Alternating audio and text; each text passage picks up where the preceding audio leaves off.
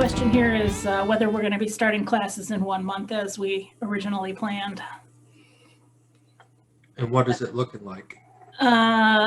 Well, considering that we're using the e-course and we still don't have registration open for people to even register for classes, let alone get their e-course links, probably not.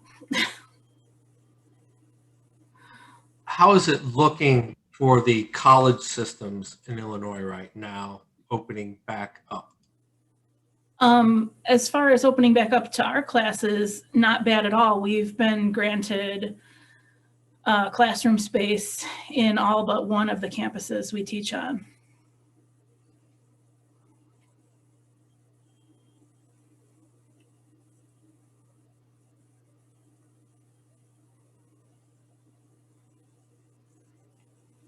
I find it interesting that, you know, education is so, and when I say education, I'm talking about lower education, so difficult to get back started up again now that they've found these alternate ways.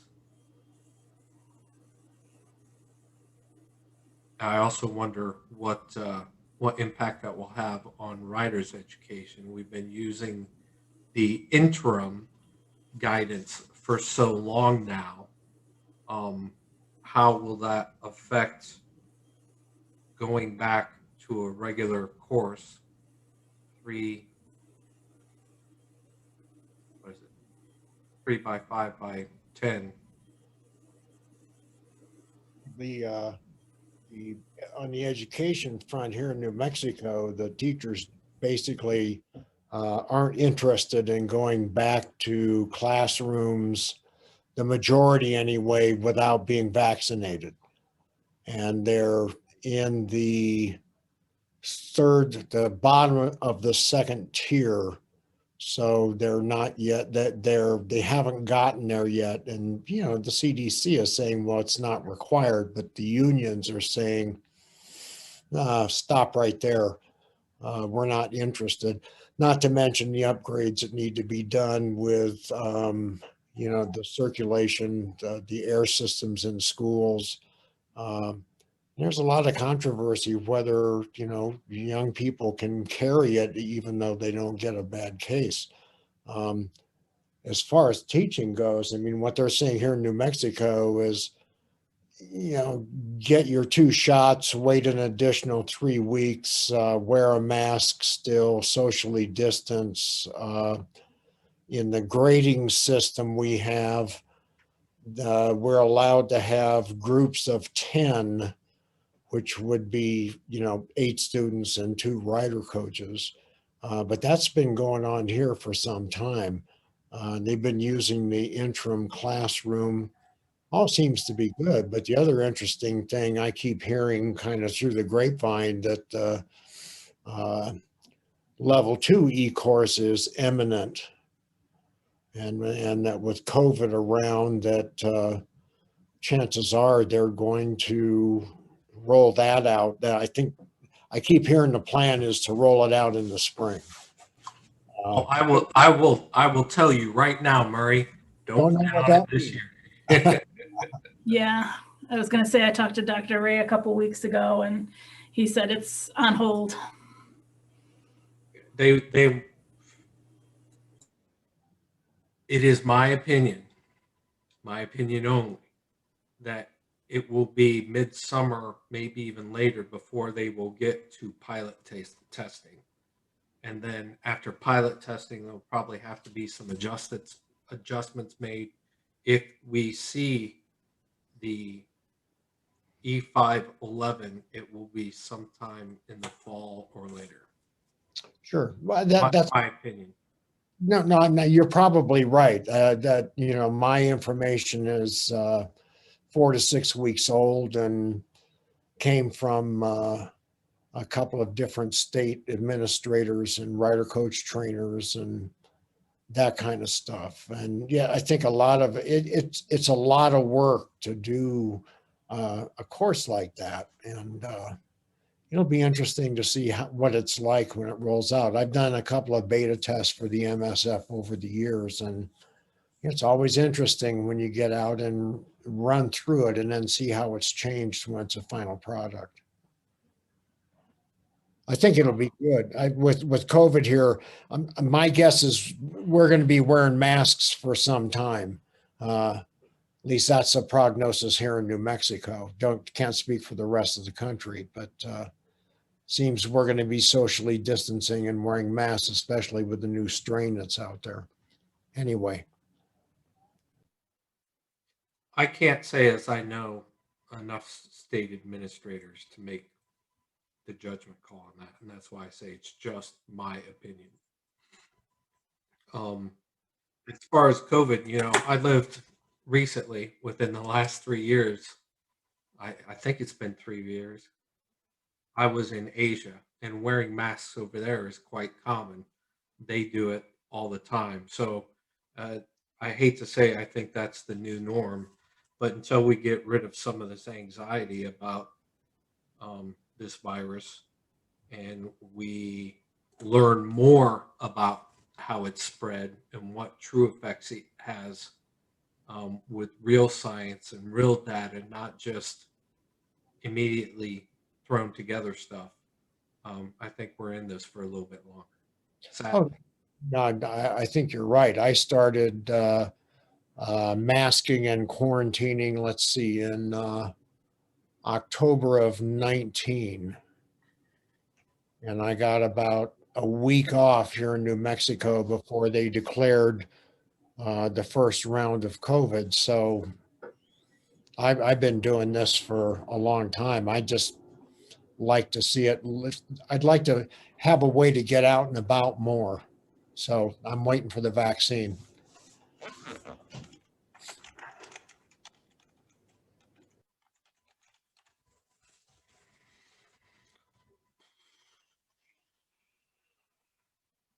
Don't you got a question, Rita? Do I have a question? I don't think so. You don't? I have so many questions, it's ridiculous. What, we don't want to get started. I have a question. Is anybody noticing that rider coaches are still gun shy and not wanting to go back to teaching? I think that could depend on the rider coach if you're talking about the relationship to the COVID-19. No, there's here in New Mexico, there's I'd say 80% of the rider coaches here are definitely gun shy about going back. And a number of the site coordinators won't go on the site if there's students or coaches there. So it's all, yeah, it's still pretty dicey. But yeah, I mean, the problem is, how many people here on this page, how many people coaching are over the age of 60? So right away, that puts us in a high risk category. And if you've got anything else that goes along with being 60 plus, which is not really abnormal, yeah, it puts a whole different light on things. I personally have a less of an issue with being on the range than I do being in a classroom with, say, 8 individuals who I've never met before the class starts. Because I have no reference on them, where they've been, what their scene is like, what they think of the whole thing that's happening. So, yeah, I think it's here anyway. It's still an issue. Yeah. One of the things I've heard with coaches in the COVID this year is where I live, and that is in the St. Louis area. Many of them, especially older ones, and I'm 70, but I'm still going to teach. I enjoy it, but point being is many of them are not going to do it this year because of that reason and don't want to take a chance on getting it. But I look at it from the point, quote unquote, let's use some common sense with this. I don't like wearing a mask, but I certainly will do it if I need to. Yeah, well, one of the issues here is that one of the sites, which I'll leave unnamed, they really didn't invest in enforcing the health code as it was, even though it was law. And so there were a couple of coaches who just refused to wear masks, and students who refused to wear masks, and they were allowed to let classes go on. So anytime you get that kind of and that's one of the reasons people stopped teaching there, is because the health code wasn't being enforced. Yeah, that's one of the things in some of the sites around here, from what I heard, with people that refuse to wear a mask. If a student refuses to wear a mask, we send them packing. So that's simple. And they were notified beforehand for the class that they have to wear a mask. Yep. So And I would have a box of masks there. yeah, and we do that at some of our sites. We had that last year, and we never had any problem.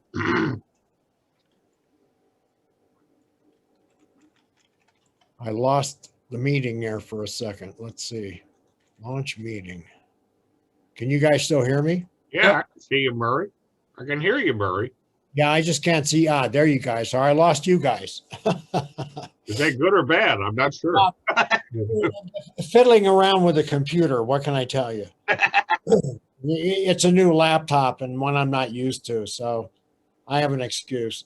I guess. Your story and you're sticking to it. Say again? I said that's your story and you're sticking to it.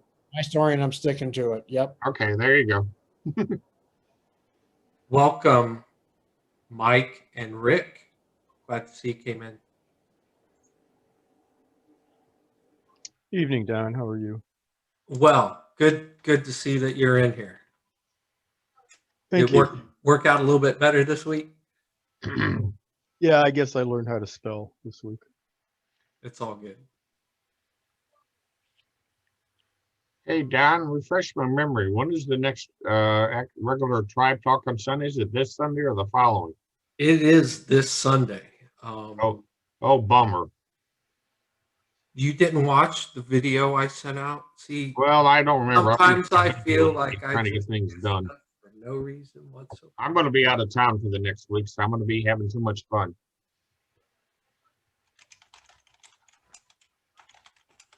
Yeah, bummer for me too. We'll be doing Rider Coach updates At 8 o'clock at night? until 5, and I think after that I'm going to be done. Oh. Nicole, I don't blame you there. So I'm kind of excited because I'm going to open up an old book, the Rider Coach Guide, a little bit this Sunday, and it's going to be part 1 of a 2-part series.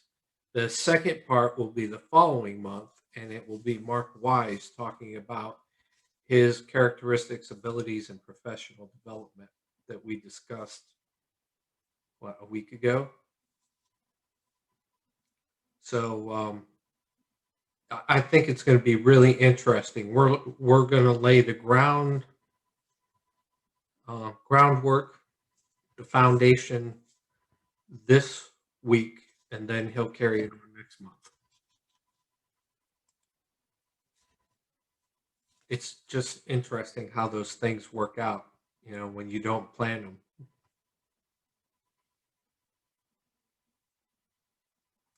And the March Tribe Talk will be our year celebration for going a full year, which I think is pretty awesome. Hard to believe.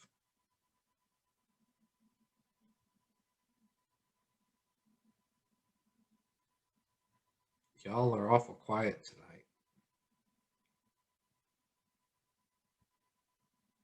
Hey, I'm so tired from having to shovel snow the last 2 days in my house. I got aches and pains I never knew I had. You're just 2 weeks behind us, and we're getting more tomorrow. Okay. Well, that's right, Don. You're out. Where are you at? In New York, is it? Yep. Okay.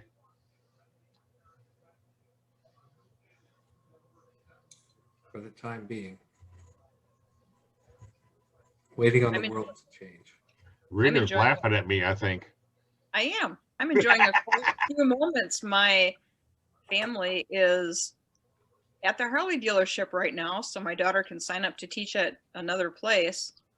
And so the house is all mine and it's quiet. It's wonderful. So when's the party? When's what party? Here? You want to come play with my grandson's toys? What does he got? Legos? Trucks and trucks and trucks and diggers and skid steers.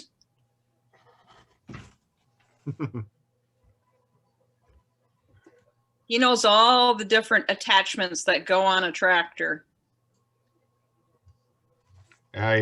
He's going to be one of those guys that probably wants to be a, what's it called, a heavy equipment operator. I had to stop and think of that word.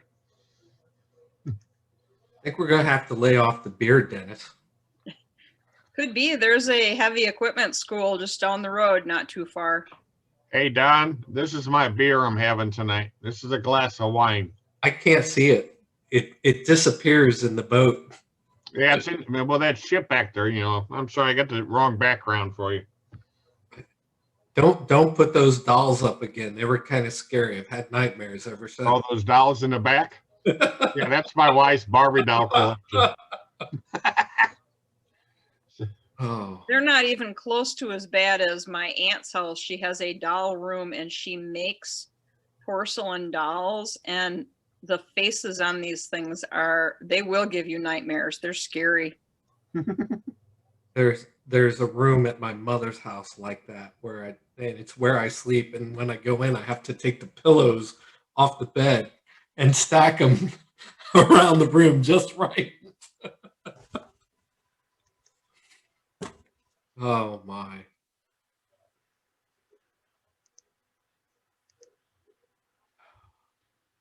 So Rita, you did have a question. Come on now.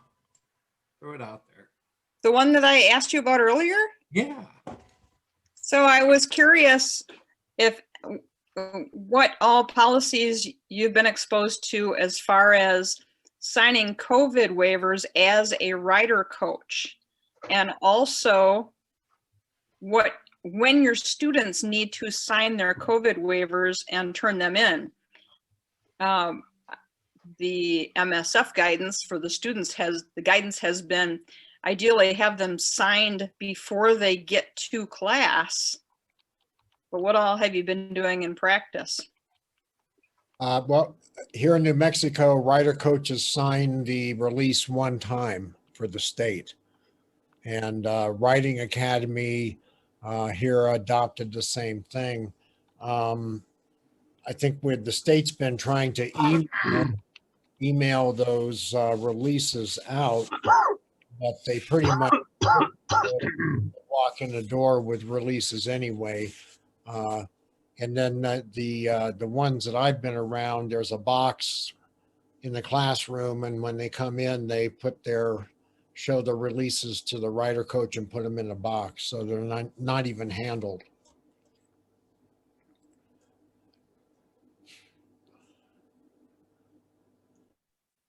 And Murray, when you say the rider coach needs to sign one once, is that once per perpetuity or once per season? I know, okay, New Mexico, I know, no season, but per year maybe. Yeah, my assumption is, this is the first year we've done it, but my assumption is it's once per riding season. There were some questions, people were signing them every week, and the administrator, Leanne, was just getting bombed with paperwork. So they talked to legal somewhere, I'm assuming in California, and they were told, yeah, no, having the coaches sign them once is fine. I actually had a conversation just today with one of MSF's attorneys about this, and I floated by him what we've been doing, which is first that the rider coaches just sign once for the season, and we keep that on file. But regarding the COVID waivers for the students, we have it at part of the enrollment process that they are exposed to the COVID waiver. Here's the waiver, you're going to have to sign it, when you come to class, take a look at it ahead of time. We don't have a good mechanism in place on the campus as far as getting that done prior to entering the door, but as part of the screening process going in, did you look at the waiver and see it and agree to sign it? Yes, you did. We'll go inside and sign it. And he said, short of pre-signing, which logistically they realize is not always possible, that's the next best thing that we can document, that it's been put in front of them. We can document that we asked if they saw it, and then the signature happens.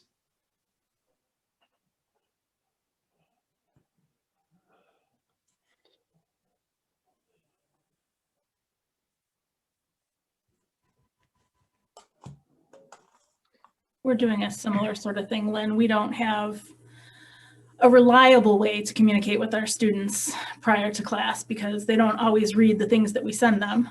But we are putting it out on our website and putting it out with the class materials, their confirmation when they register that, you know, the waivers are on the website, the various waivers you need to use, try to review them before class to make things go a little more smoothly. And then just signing the COVID waiver when they show up on premises.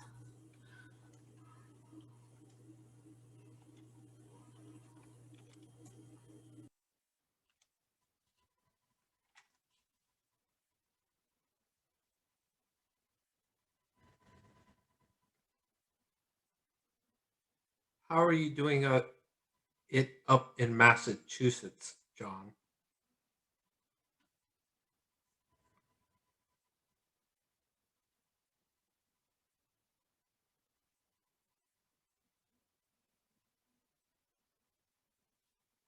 You're still muted. Sorry.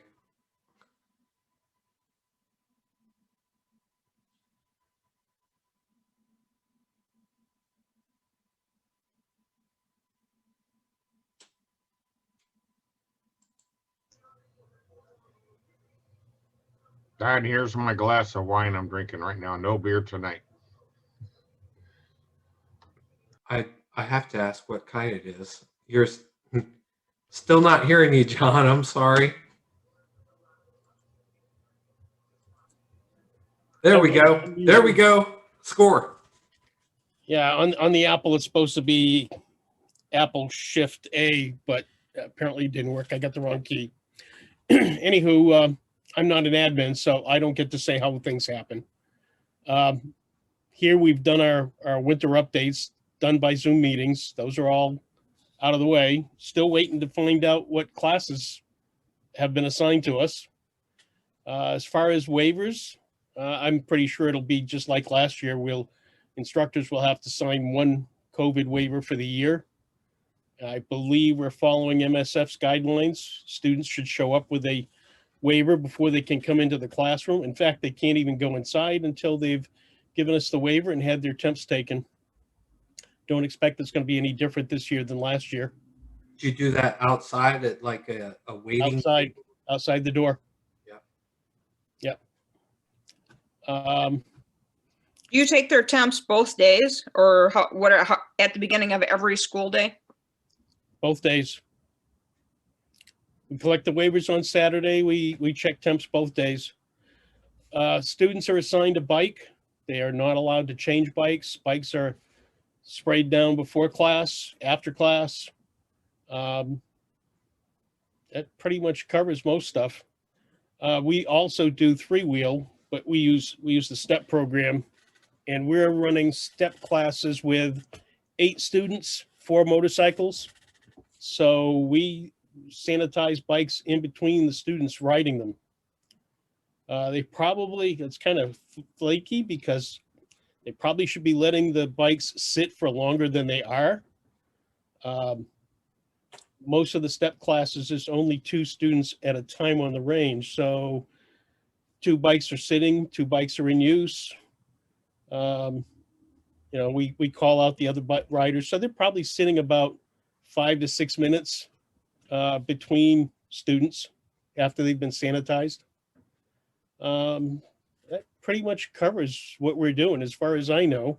We run our season basically during daylight savings time. So we don't start a class until, I think the first class this year is probably the 3rd week of March. I think that's the beginning of daylight savings time. We run right through the end of daylight savings time. And I'm still waiting to see what classes I haven't seen. Well, actually, I looked a little while ago, looked at my schedule, and I still don't have any classes for this year yet. You may still have snow in March this year. That's questionable. Right now, there's really only about, I'm going to say, a foot on the ground. We're supposed to get what, 4 to 6 tomorrow. Again, during the beginning of the season, starting in March, we'll schedule 1 class per weekend. And the reason we do that is in case there's cancellations, it allows us to double up on a future weekend to catch up. And then we'll probably start early in April, maybe second week of April, we'll be up to 2 classes a day or a weekend. Thanks, John. Appreciate it. John, do you do any double weekday classes or single weekday classes? There just isn't a lot of demand for weekday classes. How do you know? Have you offered them? There are some offered. They're few and Okay. far between. There may be a Monday, Tuesday class, for example, or a Wednesday, Thursday class. We do a few, but the demand is fairly low. Well, the reason I ask is because we're going to do 3 classes a week. And then last year, July, August, and September, we actually did double weekdays and double weekends just to keep up. Again, there's And just over not the demand. I'm surprised. Things change a lot. When I first started this in 95, we had 4 schools with 7 sites. Today we have something like 14 to 16 schools and probably 30 sites. When I started this, you would probably be booking a class 7 weeks in the future. And we're probably booking a week in advance now in the spring. And we're running into empty classes, having 6 students or less by June. There are just so many schools, so many individuals who want to run a school that they're just all over the place. There isn't the demand that we used to have. Are you privatized? So it's private schools. Again, in 95, there was some level of subsidy from the state, but there's no subsidy from the state anymore. Today, schools are charging what they can, which typically is around $375 for a BRC. Okay. And again, it's all over the place. I've got a school less than 1,000 feet from my house, but it's one person. He does all the classes himself. And I go by there. It's rare to see more than 4 bikes in his class. Interesting. On the other hand, where I work about 10 miles away. Okay. And like I say, we'll run early in the season. We'll have 24 students a weekend. But that starts to taper off by June. Again, it depends on what the governor decides. Last year, it was 12 people was the max we could have in a gathering. So it was 2 instructors, 10 students. This year, I expect that's going to be higher. The COVID numbers in Mass right now are really kind of dropping quite a bit. And in terms of vaccinations, they open up vaccinations to 65 and older tomorrow. Well, that's interesting. The site that I run here in Rochester, we have been consistently over the last 23 years, weekday classes, weekend classes, April, May, June, July, and into August are booked. We've had very few, over only the last few years have we had some openings in the later August classes. And then in September, everybody wants to come back. They're back from vacations and stuff, and they want to take the course for the following year. So we've had a very, very good seasons with very, very few cancellations or not full classes. Yeah, like I said, last year, of course, was not that big. 22 sites at least that are now teaching classes. Wow. I don't think we have quite that many. I think that's about 16 different providers. The provider I work for is Mass Motorcycle School. He's got sites in Air Mass, which is where I teach, Mhm. Kingsborough. Air pizza, yay! Say again? Air pizza and sub, yay!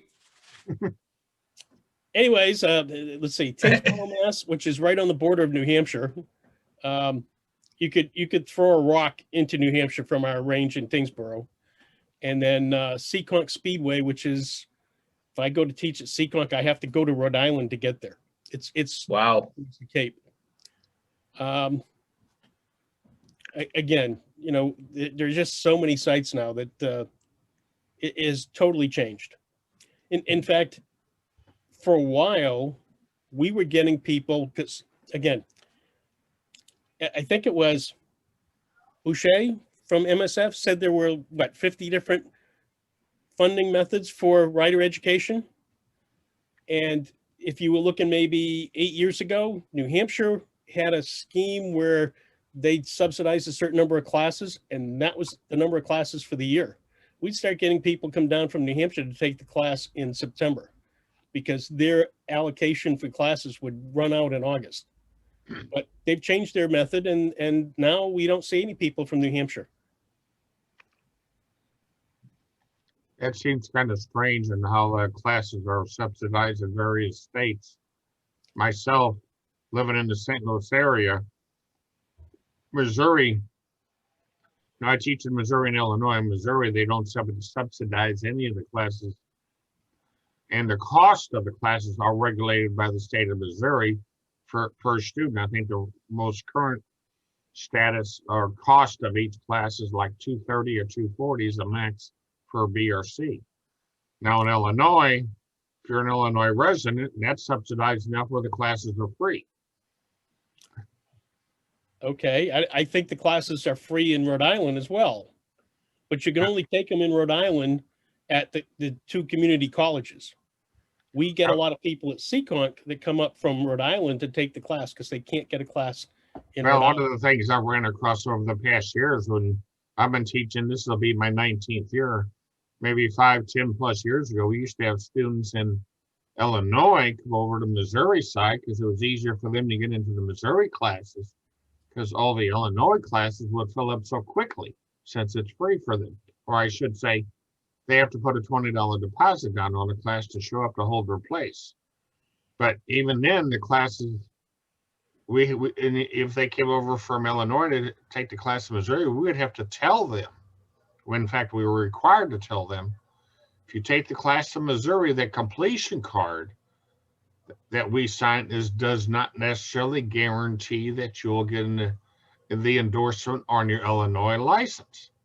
That ended up being a major political issue, if you want to call it, because you know how some politicians are between the states.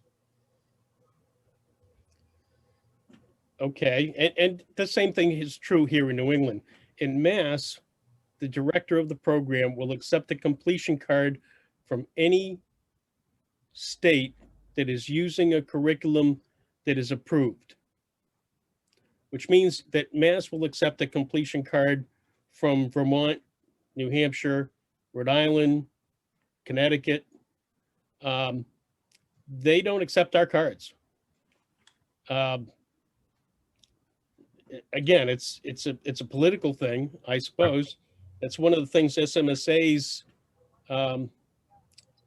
committees have been working on to try and get states to recognize each other's completion cards. But we're not there yet. Yeah, good luck with that with New York. Yeah. Same thing with Vermont. Vermont won't accept our cards.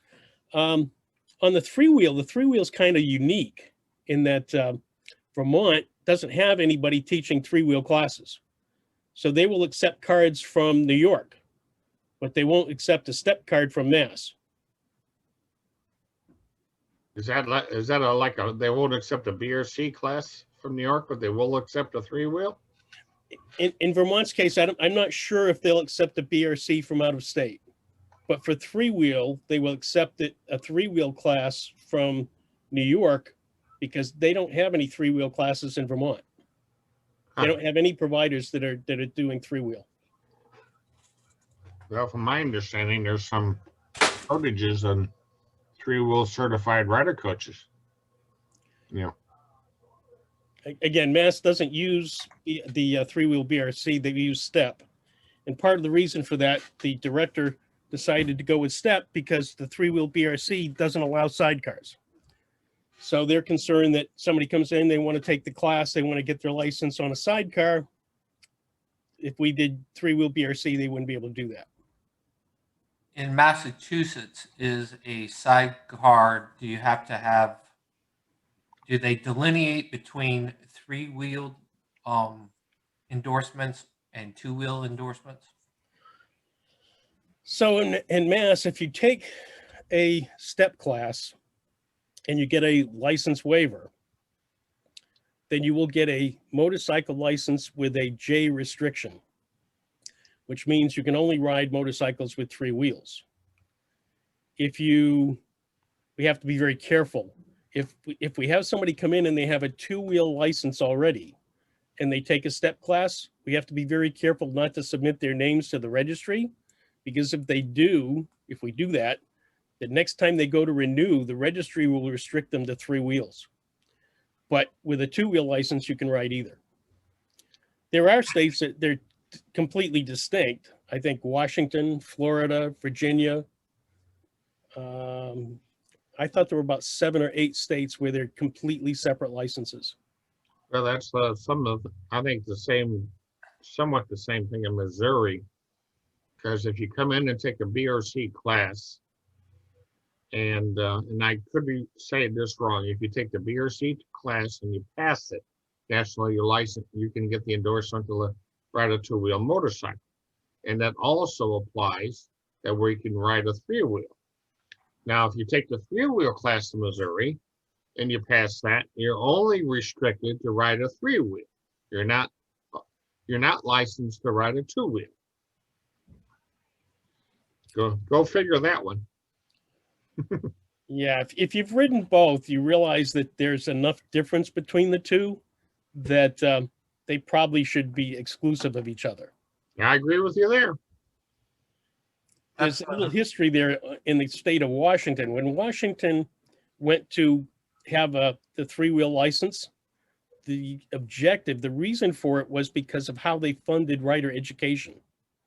In Washington state, it's a added fee to your license.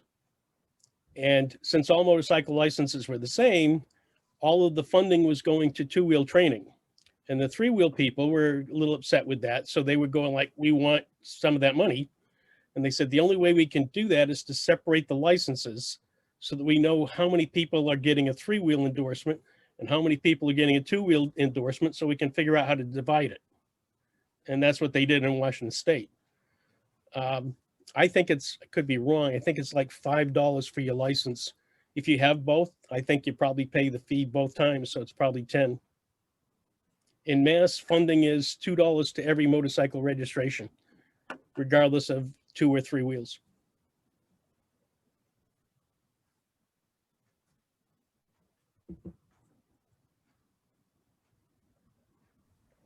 Okay, Dennis, your turn. What am I talking about now? I don't know. It's your turn. How's the weather there, Ron? Yeah, I am looking forward to getting back into teaching, folks. And I'm about a month out from when my first class is. And I'll say this, I'm sure a lot of you up there in the New England area, the northern states, you know, how soon your class is going to go, because I'm already signed up for almost 20 classes in the Missouri side. I'm waiting to do Illinois side. I got 2 places in Illinois, 2 locations in Illinois I want to teach at.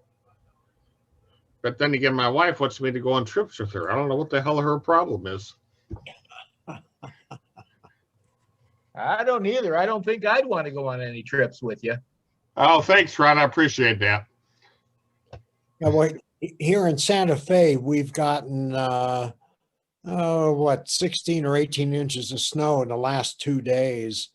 But it'll be 40s and 50s by the end of the week. So hopefully the season's going to get going I'm going to guess late March, but the last 2 years we've had our March classes snowed out. So who knows? Well, Murray, you sound like you got more snow than I have gotten in the last week and a half. We've had 6-7 inches about 3 or 4 days ago. Today we got another inch or so, and I'm hoping that'll be it. Yeah, well, they're calling, well, here in the Southwest, they're calling this whole front that's going, up into the Northeast, they're calling it a 100-year storm. I mean, I have kids that live in Tucson, and they actually got snow in Tucson, which is incredibly rare. And this is, I've been here a long time, and I haven't seen this much snow probably in 15 years. So I understand what you're saying, because right now in the Missouri, St. Louis area, we've had some very mild winters last couple of years, and this year it's hitting us big time. And granted, like I said, today being the 17th, and 1 month from today on St. Pat's Day is when my first class is, and I'm ready to get back into the classroom. I am. I like teaching, but we all know with Mother Nature, we're throwing kinks into the fire. Even in March or even April, you could get snow and rain and all that other good junk that can decide on whether your classes are going to go or not. yeah, well, this is just, we need the moisture here. We've been in extreme drought for years. I don't think I've washed a motorcycle or a vehicle in my driveway for probably 15 years. So we're happy to have it. We just are happy to have it go away in a few days.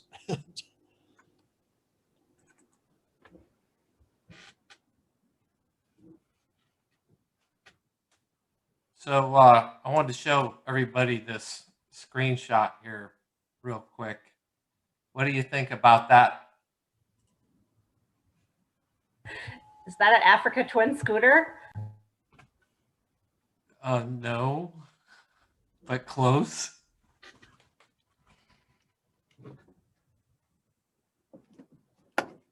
I'm not sure what kind of bike that is. I don't think I've ever seen it. It's Indonesian. It is an ADV bike, and it's 150cc. Interesting tires for an ADV bike, and it's going to be challenging to keep your knees against the tank. Why? Yeah, what tank? I don't know. Is there a tank there?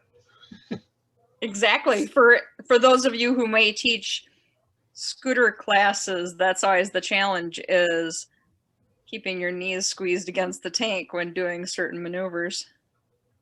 Yeah, that's, I understand there, because some of the class B or C classes I teach there, I got a few students that would have taken on the scooters all the time, and you got to adjust accordingly. Don, where did you come up with that? Why are we talking about an Indonesian adventure scooter? It really surprised me as I was doing a search today about adventure bikes, and that came up as one of the best ones of 2020. According to who? According to who? The Adventure Motorcycle Guide of Web Bike World. It looks Motorcycle Guide very 2020. Honda. What? I said it looks super Honda. Yeah. What's your All right, question, let's be Ron? nice about Hondas here, folks. Come on. What's your question, Ron? So what about the potential NT 1000 replacement for the ST 1300?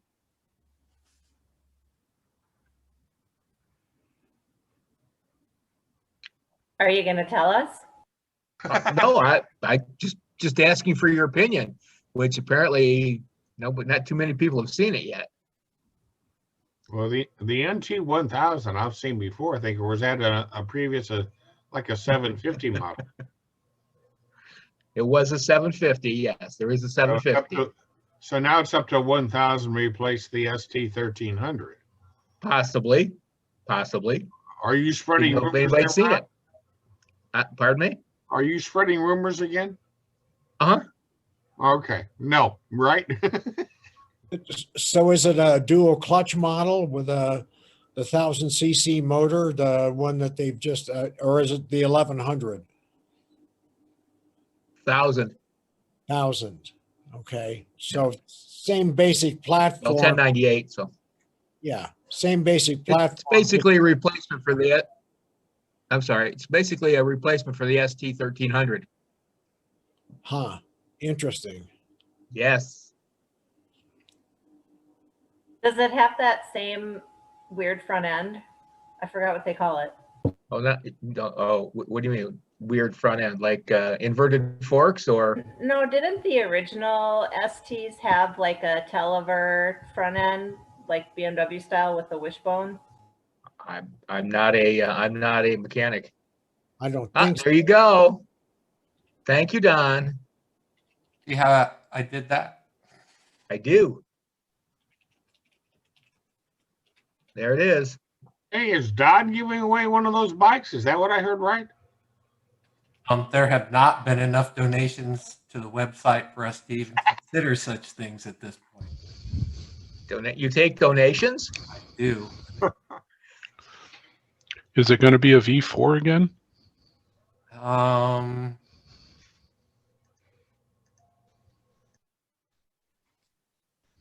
I think it's a parallel twin. 8 to 2.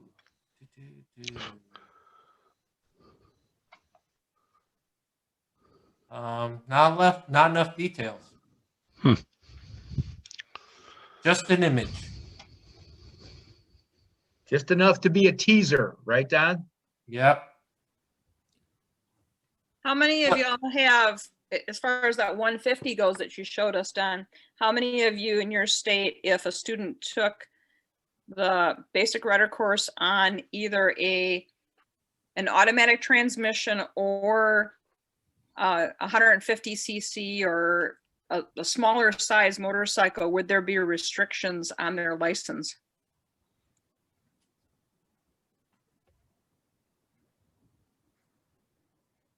No restrictions here. Yeah, New Mexico says you're good to go.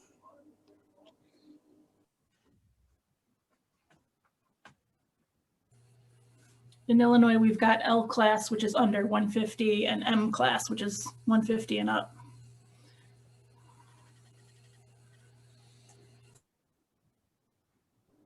Well, I guess I should qualify that. Here in New Mexico, you can take a BRC, I believe at 13, and get a provisional license for motorcycles that are 100 cc's or less, and or scooters. But everything else above that, once you take a BRC and get endorsed, you're pretty much good to go for whatever you want to ride. So Don, what is the exact displacement on that machine that you showed? 150. So that would be in Illinois a regular license then? Yeah. I can't tell from the picture, and I'm not getting enough information off the website, so my apologies. But I believe it would be not the normal clutch. It would be more like a scooter or a DCT, which would be very applicable for, it being in Asia and running mostly urban, but also the ability to get out in the country there where paved streets are a big option.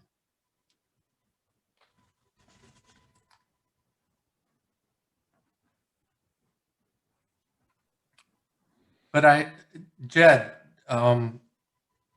wanted to bring you into the conversation, if you don't mind, because I heard you have both BMW 310s and the KTM 200s in your fleet. What's your feedback on them? We do have them, but I really couldn't give you feedback on the 200 yet. We just got them. So we test rode them last fall. And we're excited. They're a little lower seat height, skinnier and lighter than the 310. and way less power compared to the KTM 390s, which scared me. So we didn't use those. But we've had the 310 since 2018, and it's great to have a bike with ABS. You can demonstrate the technology. They're a little tall, so you have to put the right student on it. But we've got plenty of Rebels and GZs from the past, so we've got plenty of low bikes, and our younger student likes something a little more, or a little less cruisery, perhaps I'd say.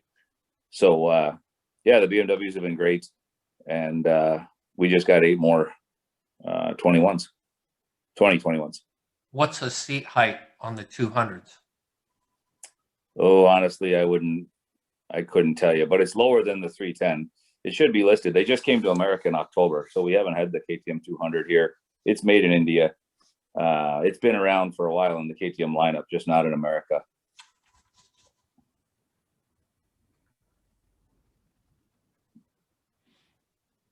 How well do you fit on the BMWs?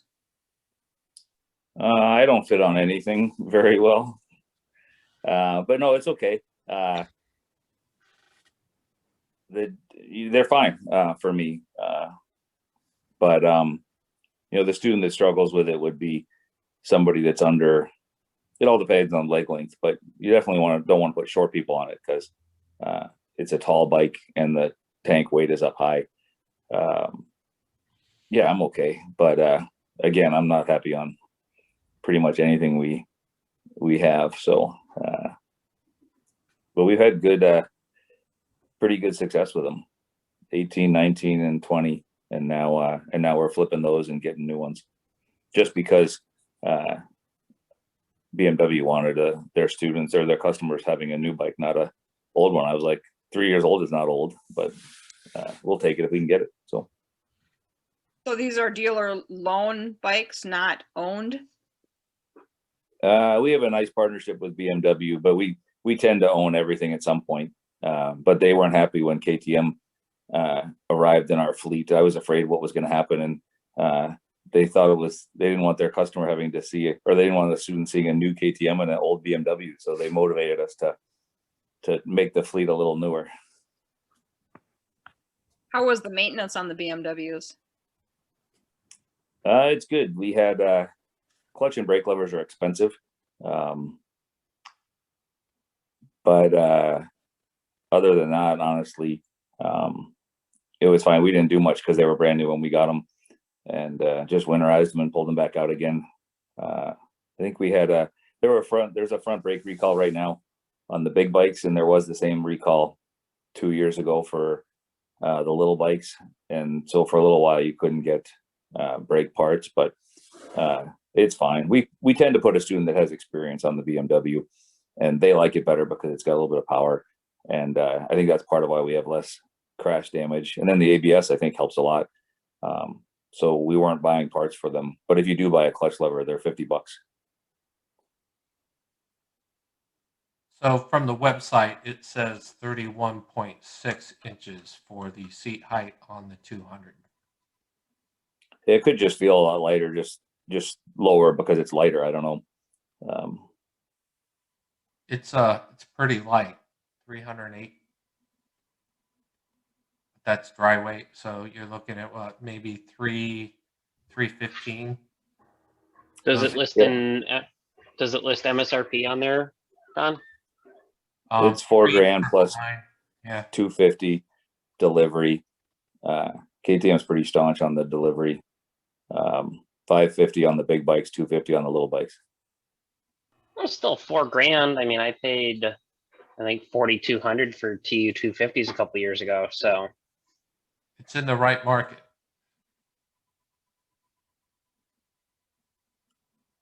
And you can get them. I mean, the European production is in line versus the Japanese are still off.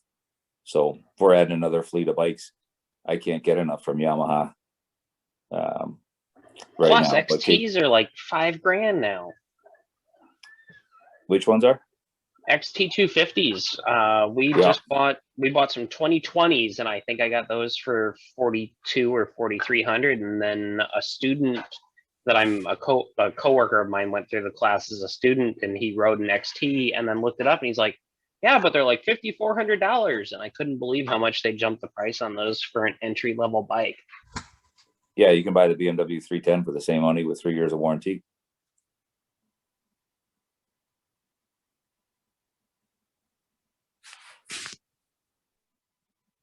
Oop, I guess I got cut off. You can buy BMW 310s for $5,300 with 3 years of warranty. Huh. I don't know if I have any local BMW dealers anymore. I guess I don't know if there's one in Green Bay.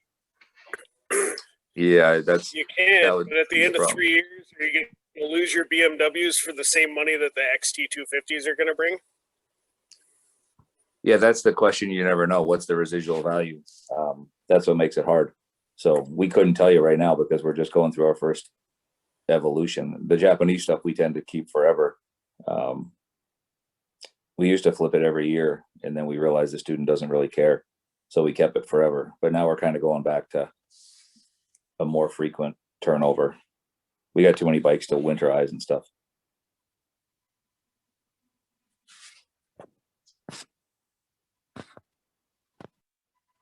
Oh, my microphone keeps going away. Sorry about that. We hear you, Jed.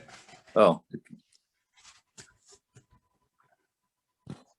So we'll let you know on the 200s here. Maybe I don't think we're gonna be able to start in March this year. Not by current weather standards, but I'm always hoping. So I don't understand what the problem is up there. Arkansas, we're okay, but Minnesota, I was at the range today briefly, and no, it's not gonna happen. We're not even almost still in Arkansas. We're right on the edge.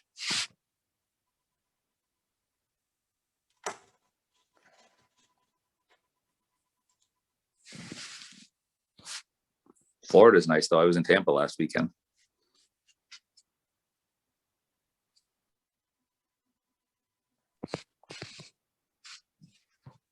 Florida's looking more and more inviting lately.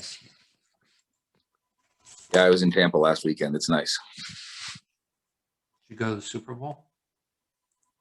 No, I don't know. Can I share a video on this? Is it possible or no? I don't know what kind of video it is. We've had problems with videos before.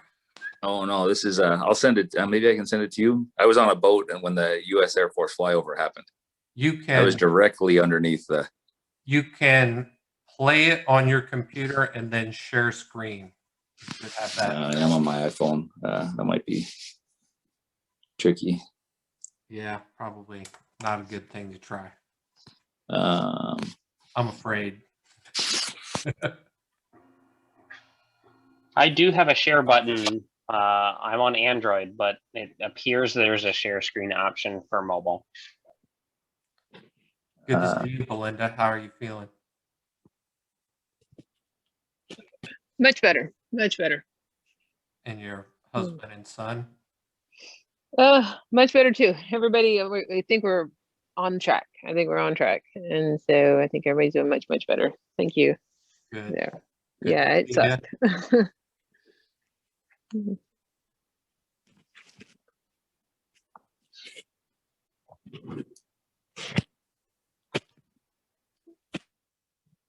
So I kind of missed like the second hour last week. Did you guys handle everything okay? Was there anything interesting that popped up? I haven't got back to the video yet.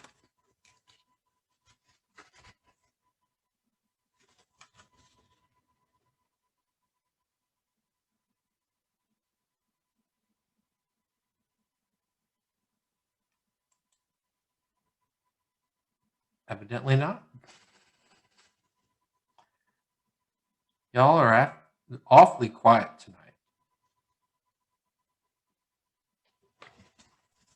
It was great, and that's our story, and we're sticking to it. Okay, better not lie.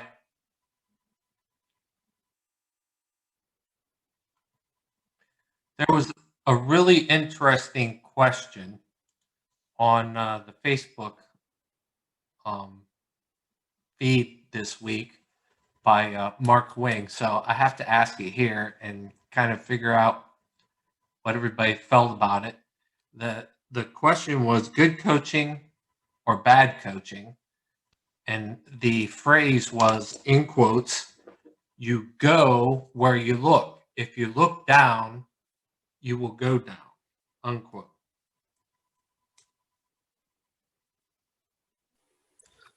I think like all conversation starters, it was lacking of context, and anybody that wants to opine about how they're only right in their way, missed the boat on that and needs a whole lot of backstory to back up what they said either direction.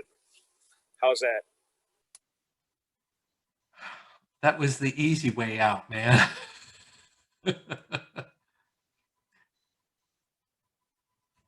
you think maybe he was trying to instigate that kind of feedback to see where people would go with it?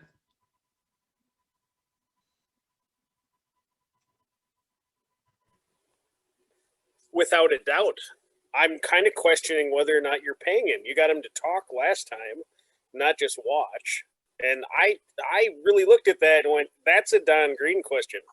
What the heck is Mark Wing asking it for? But yes, totally. It's about stirring the pot to see what happens.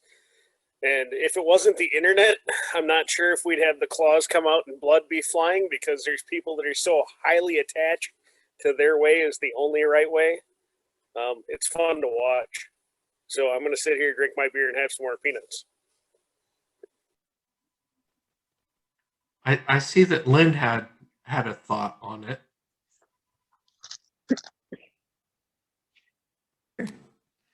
Well, looking doesn't make you go somewhere, but it's hard to tell the motorcycle to go somewhere that you're not looking. So, you know, I try to put the positive spin on it rather than the negative spin. It definitely made me think about the way I approach. I can even turn on video so you guys really don't want to see this, but right. It made me think about the way I approach that praise and turn your head and look where you want to go.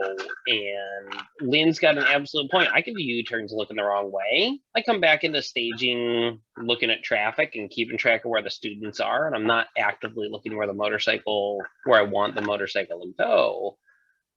But it sure is a good start for a new rider. You can still see it click in their head sometimes, and they start looking through corners and the bike turns in better and all that. So I don't have an answer, but it made me think about it. That's for sure.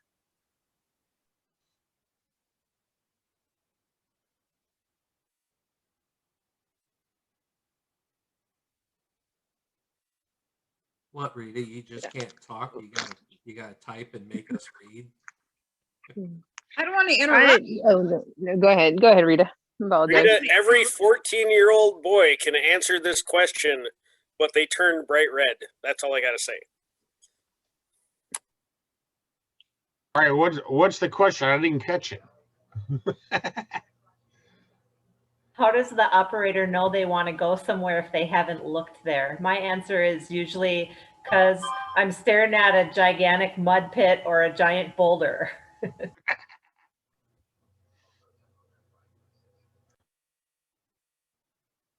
So looking at our material, which is, always the first thing I do when these things start flying around, what does the rider handbook, the rider coach guide, all that say about such things? Or not say? What it says is search far and near and side to side is what it says. And there's all kinds of places, I think that the debriefs in particular, where you can kind of call that out and go back to some of the classroom stuff of the central vision, useful field of view, peripheral vision, and how did those elements help or hinder, in doing certain exercises. It seems like we need to steer with our central vision, but we can use all those other pieces to kind of fill in the gaps, which our brain will do a little bit for us. So if you kind of get them thinking about which vision am I using, it sometimes helps them direct their eyeballs to the right place. The e-course in level 1 classroom also gives the students the 4-step cornering procedure: slow, look, press, roll. Number 2 is look through the turn. And I think, I haven't done the e-course in a while, but I believe that it elaborates a little bit on looking towards the exit of the turn. Well, just looking 4 seconds ahead, the 2, 4, and 12, scanning 2, 4, and 12 ahead is another point of reference from the level 1 classroom.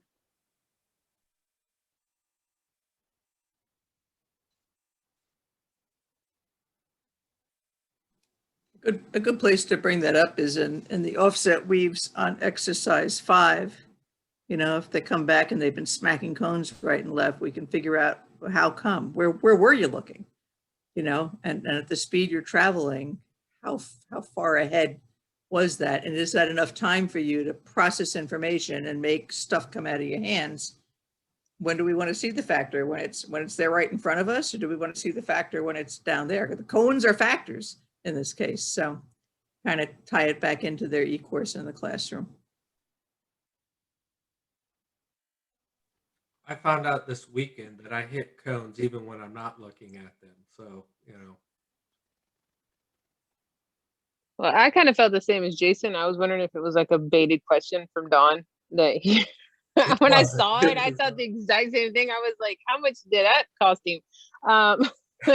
But then I also, my next thought was, why is he asking this question? Is it one of two things? Did he say it and question himself?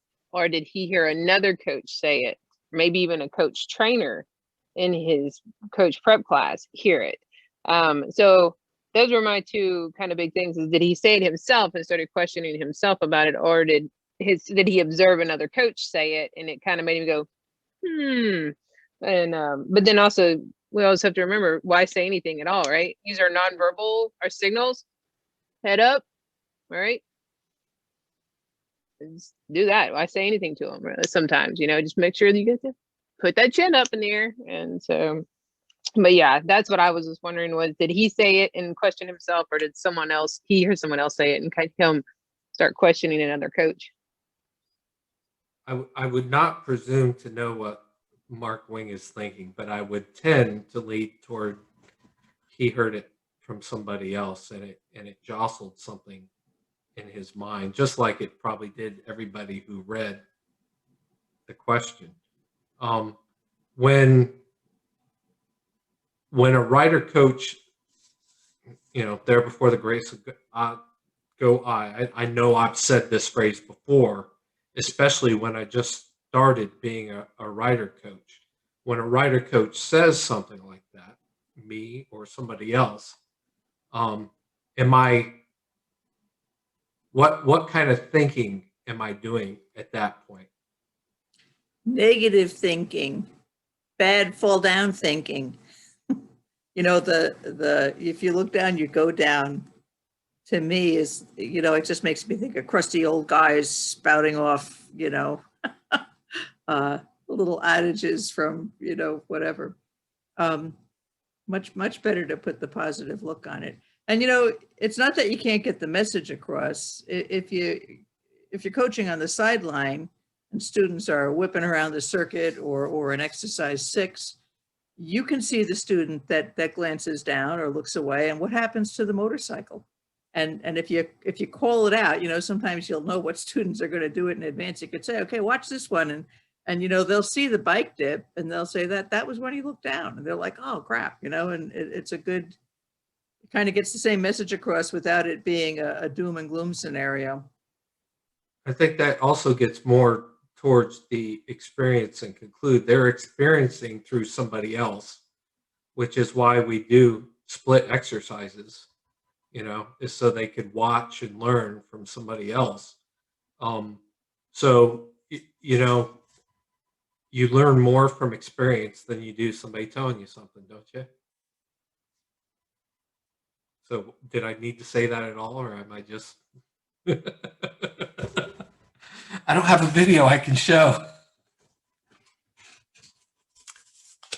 So somebody who says something like that, have they heard it someplace else?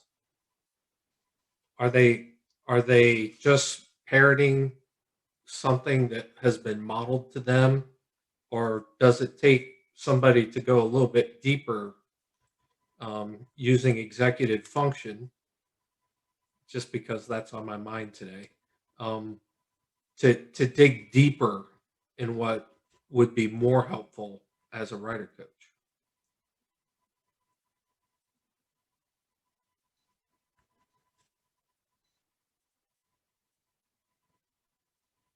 That's really a question. It's not rhetorical at all.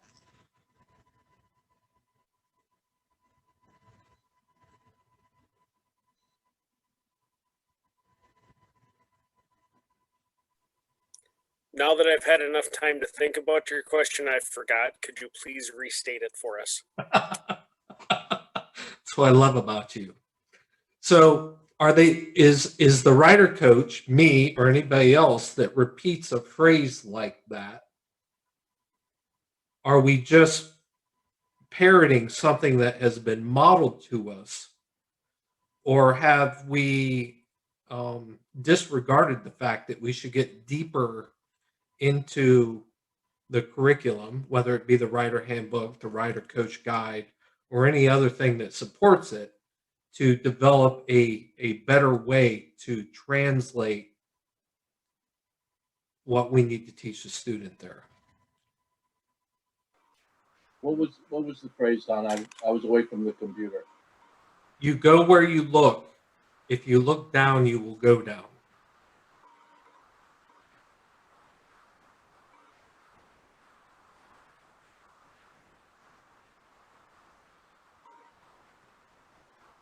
Well, I have heard both those things said many times by many coaches. So, you know, on the first point, yes, I think coaches have heard that.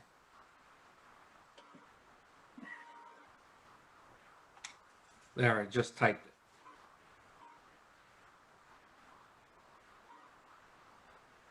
it. I've heard it expressed as "look where you want to go." Never seen anything from MSF that says "look down, go down." Have you seen anything in the writer handbook that says "look where you want to go"?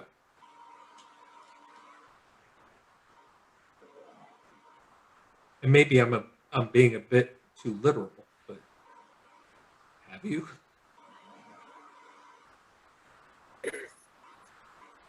I think this kind of thing comes up a lot in, forgive me, but I'm thinking simulated practice for maybe exercise 6 when, oh, maybe that's pressing to initiate the lean. I'm thinking that I'm seeing in my head coaches that try and get students to do all of this stuff, and because they aren't picking it up immediately, come up with some fancy phrase to make that happen. And the look down, go down. I'm going to scare them into doing what it is that I think they want. Oftentimes when we have students that are maybe not looking as much as I'd like them to, the first thing I might ask is, okay, so why aren't you making this turn? Not to an individual student, but in a reflection kind of way. And then if nobody comes up with an answer or wants to self-evaluate, simple things like, so why are little kids afraid of the dark? Pause a little bit. And being that I have kids, I get this often about being afraid of the dark and wanting to have lights on. And it usually comes out that they're afraid of the dark because it is the unknown. I find it really hard to argue that any one of you is ever going to purposefully, with intent, drive your motorcycle into a brick wall. But wouldn't it be so much easier to drive your motorcycle into somewhere that's safe? And how would you know it's safe? Visual cues are a pretty good thing. But not you look down, you go down. That's on the same realm of the people that have told me crashing isn't an if, it's a when. And I find it hard to subscribe to that line of thinking. Completely agree. But what I'm trying to get at here, in a roundabout way, I guess, is, you know, we're talking about using a full-on e-course eventually. And we have a requirement as coaches to tie in all those small things that are important about risk management and safety into what is largely motor skill development on the range. So if we're not tying in, and I know many of you do, but you know, it just in an overall, if we're not tying in active strategies, CZ, search, set up, smooth, getting out in front of the motorcycle not talking about looking, but talking about those strategies that support looking maybe properly or more aggressively, left and right, forward and back. Maybe we're doing a disservice to the student when it comes to the behavioral part, the risk management part, as opposed to the motor skill development part. So little sayings like that go a long way to erase some of the good content that's available in the Rider Handbook or the Level 1 e-course. So just a thought. What are your thoughts on it? Am I off base here? Could be.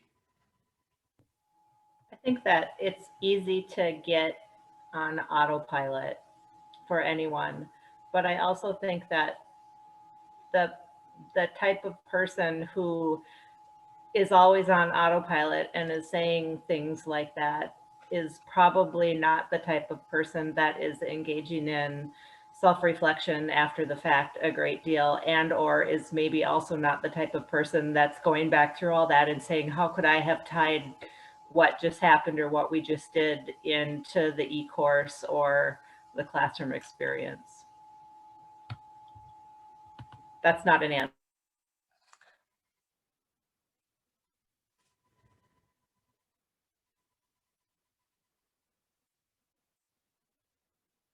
Not trying to judge people. I'm just trying to see why we do these kind of things. And your comment on self-awareness struck me because last night I was in one of my other video get-togethers, and somebody had this great line about blamelessly examining myself. And that's why, I always say, I've done all of this stuff, and I've had to look at what I say and what I do, and what effect it may have on others.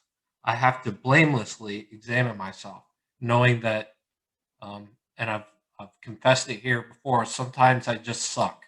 I fail at what I'm trying to do. But in this moment of trying to decide how I'm going to fix that, how I'm going to improve, this kind of stuck out to me as one of those places that would be so easy for us to say, hey, were you scanning? Were you scanning left to right, forward and back? Were you searching in front of you? Were you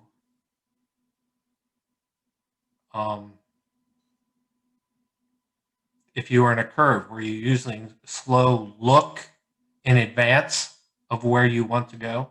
All those little phrases mean something. And it's translating something that they're aware of, or at least have been focused on previous to being on the course. And it could be a great time to really get into the strategy and the behavior that can change how they look at riding a motorcycle on the road.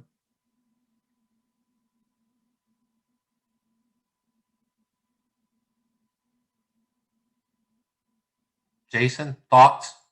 I really appreciate your feedback on those kind of things. I love how Jason's webcam only updates every few seconds, and it happens to be freezing on him with a beer in his face all the time. Hey, Laura, I bet you he plans it that way. I'm not sure. That's just a guess, You say it like it's a bad thing. I never said it was a bad thing. I like my beer as well. In fact, I might have to go get a beer. It's what I get for living in the country and having very, very poor internet, I guess. Gee whiz. Self-reflection is huge. Part of me struggles with what is the goal? And I've said this before. What is the ultimate goal of your program? Is the goal of your program to get people to pass the bar that was set by your state legislature? Or is the goal of the program to put out the best product that you feel you can, which might be just past the bar that the legislature set, or it could be going farther, like we talk with, I guess the mythical levels of rider coachdom, which, you know I'm at a 0.5, but we're getting there. So after you establish that, and then I'm worried about blurting that out loud, because I just feel like I seem like a complete douchebag for saying, hey, we need to have coaches that care about our customers. I need to have coaches that I know have a riding pedigree. I can't get around the idea of, if you don't want to be here, and you're just here for the paycheck, that we want somebody like that. But at the end of the day, as a business owner, I'm learning the realities of, holy crap, just stand there and read the cards. I need nothing else other than this, the bottom level of what's going on. And that burns me incredibly, but that's all you need. As a business owner, show up on time, read the freaking cards, and we'll be okay. That's just not the show I want to run. So it's pretty hard. Anyways, so there's the feedback. I want all those things. I don't know if that's possible without possibly the budget that I see that Illinois and maybe even Minnesota being able to blow on that, where the coaches don't matter. And I don't mean that they don't matter as individuals. I mean that they're not worried about where the bikes are coming from. They're not worried about how to pay for that. They just show up and do their job, and they can love it. And that's pretty awesome until you have $100,000 on the line and your ass in a sling when something goes sideways when you're in court. And doing it at the state level affords a lot of those niceties. I wish I had that ability. But I think that you all, and I've thought about this a lot, because there are those of you who are private owners, and one thing that always impresses me with the lovely comments from you is that it's much more of a customer service to you, and I admire that. And I think that in a state program, that isn't always the prevailing mindset. I come at it from that point of view, because that kind of is my professional background anyway. But in my opinion, that's something that we as a state program could do better at, or that I would aspire to do better at, in the flavor of what you private school people are doing.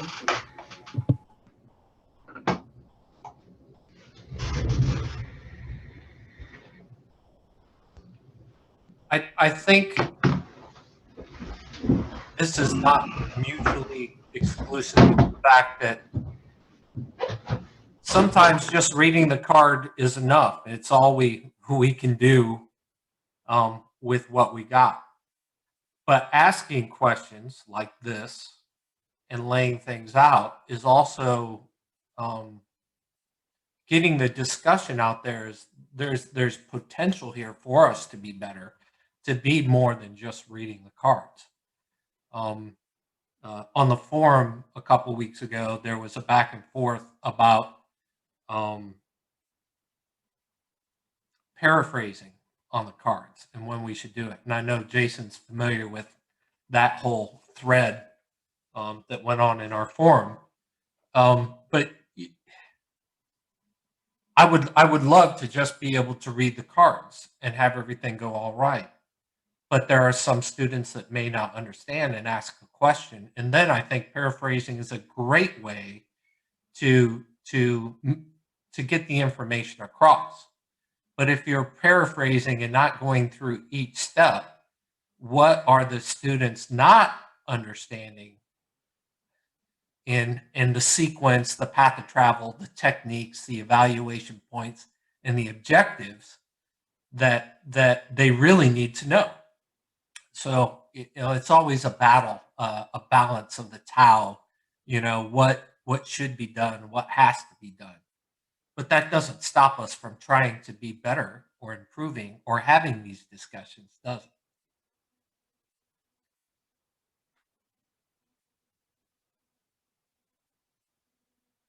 I may be too much for myself. I was doing a QA visit a number of years ago, and there was a coach who was in the paraphrasing trap, and it just took a long time to get the bikes in motion and stuff, because this paraphrasing was taking a long time. So before the next exercise, I said, listen, I want you to do something for me. When you go into this next exercise, that last exercise, it took you X number of minutes to get from here to here. And we haven't even started writing it. So this next exercise, I want you to do me a favor and just read the cards. And she got up there and she read the cards and she was done. And I held up my stopwatch to her and it was like a minute.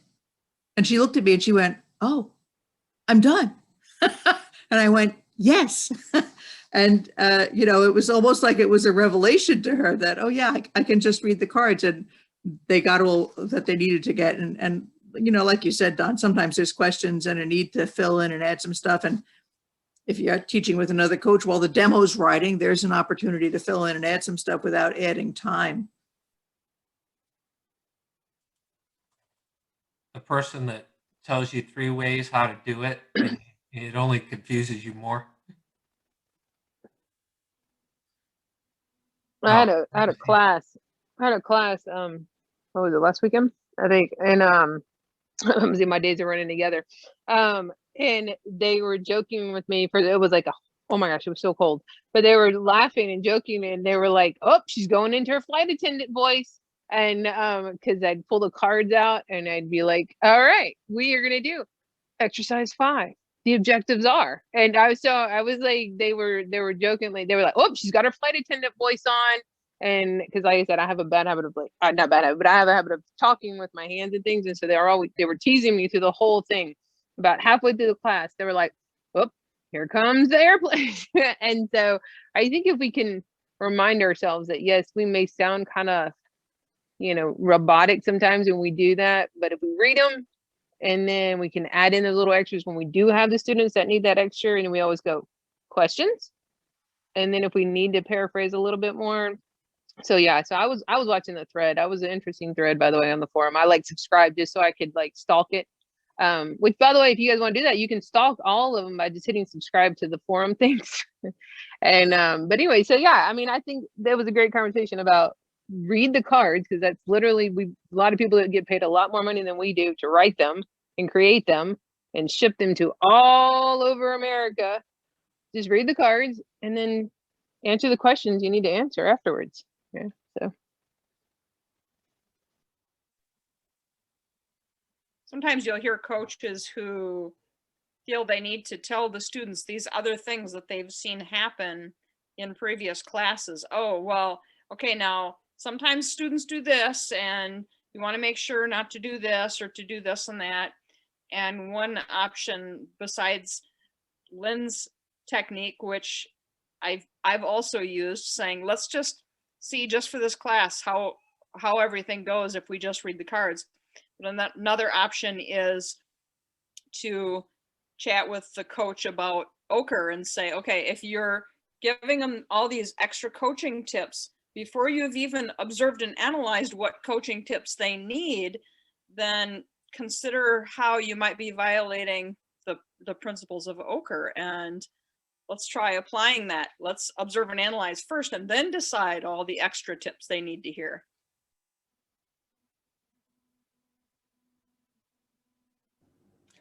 I'm a big proponent of read the cards, do the demo, answer questions. I've come to understand that having done a couple of different iterations of training for motorcycles, that by and large, all the information they need is in the cards. So the challenge becomes recognizing learning styles and how do you communicate that basic information to different learning styles. So again, let's read the cards, do the demo, answer questions. I carry an extra set of cards. So if somebody needs to read cards to understand it, I hand them a set of cards. I just keep it simple. I think it's easy to cross the threshold of too much information trying to be helpful, because the student is processing things through, cognitive recognition, and they're thinking about how hard it is to pull the clutch, and we're telling them something totally unrelated to what they're dealing with. So I think it's really up to us as rider coaches to be perceptive and stick to the curriculum. Maybe paraphrasing could be personality driven, where the popular type coach wants that relaxed, you know, feel good class, and the you know, your perfectionist type coach is a read the card kind of guy who's gonna just take the card, go right down the line. So maybe that's a possibility, how the personality of the coach, how they're relating to the class, may feel a need to add something to lighten the class up, or, you know, however they want to steer the class somehow. Well, it seems to me that, you know, I go around this with Harley all the time. They talk about the cloth napkin experience, and it's not about t-shirts and rags and pens and stuff. It's about how you treat the students and how you recognize and respect who they are and meet the needs that they have to learn and become good writers. I mean, my perception is my job isn't to get someone to pass the course to get them endorsed. My job is to get information across to those individuals in a way that they understand that they can develop those physical and mental skills that they need to be a safe rider, and somehow they get motivated to pursue education and become better, as opposed to just hitting a plateau and surviving by good luck. I don't know. I mean, I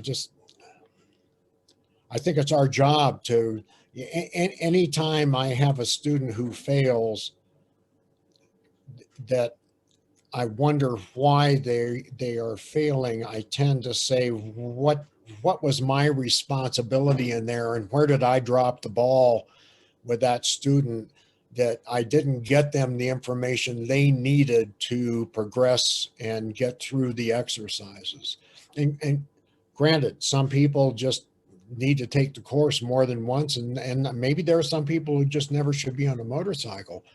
But I always tend to look back on myself and say, where did I mess up there, that, you know, this student who obviously was able to do the stuff never got the information to be able to complete the exercise.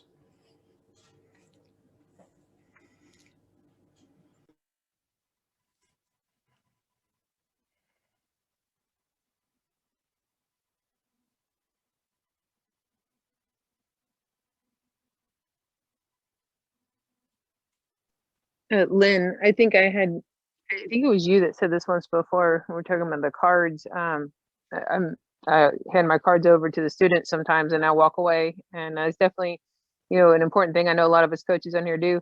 But I think one time before, Lynn, you said that you had a class where you had left the cards, so you went to go set up cones, and when you came back, they were already reading the next exercise. They were so excited to keep moving, and they started reading the cards themselves on the next exercise, and you know, you're like, okay. And I think that was you. And I had that experience. I had that honor of getting that experience in my last class, where when I came back, because they were jokingly saying, why didn't you have a card to drop your cones and everything? Of course, they were teasing me about that part, but they were like, oh yeah, we've already read the cards. And I said, let me go through them one more time. That was not me, but I thought it was you, because I was thinking, no. I was like, I think this happened. But yeah, so that's always fun whenever the students are so excited and keep ready, you know, you're loving to do the class, and they kind of start reading ahead on that part. And so like that, I thought it was you that said that. Yeah, it was fun. So Murray, in a way, it's a challenge to us to keep students from slipping through the cracks, trying to have mental notes while you're doing your range maintenance and staging students and all the tasks that are going on in your head, trying to remember which student needs something. It might be a subtle hint, but trying to remember all those things, and you know, again, that's a challenge to keep them from slipping, because we've all seen students that progressively get better and progressively get worse. They start to get filled up with too much information, and they don't know which end is up after a while. But no, I don't disagree with what you're saying, but I would tend to reserve those things for individual students rather than present them to the group. You know, I mean, if you're doing ochre and you're really doing ochre, seems to me that a lot of the stuff that students need come up when you see that, you know, and I got to say that one of the things I think is the case is, you know, it's not the same for everybody. There's a technique that may work for one student that doesn't work even remotely for another student, but in having that quick coaching conversation with them, they somehow make that bridge and they get across that gap and they figure out on their own what works for them. And guess what? It actually works. It may not be the way I would do it. I can't think of a good example, but I mean, if it works for them and they're safe and they're efficient and they're learning and they're getting confidence and they're meeting the objectives, I'm not going to argue with them. You know, sometimes the students will give you you know, you'll be able to pick up cues that they're not getting the information they need just from reading the cards. And sometimes you can even figure out why, that they've got a hearing problem and maybe they have an attention problem. But, you know, I've had students where I've just pulled them aside and said, listen, it looks like you're having trouble remembering the directions for the exercises. Is there something I can do that will make it easier for you to get the directions straight before we start out? You know, and you know, reading the cards is an option, or, you know, making sure you stand right by me so you can hear, or do you need to watch my mouth move? You know, in which case I'll do the, you know, because, you know, I find a lot of times students will be trying to watch the person who's narrating the demo instead of watching the demo. And I was like, you don't need to watch my lips move to see the demo. Watch the demo.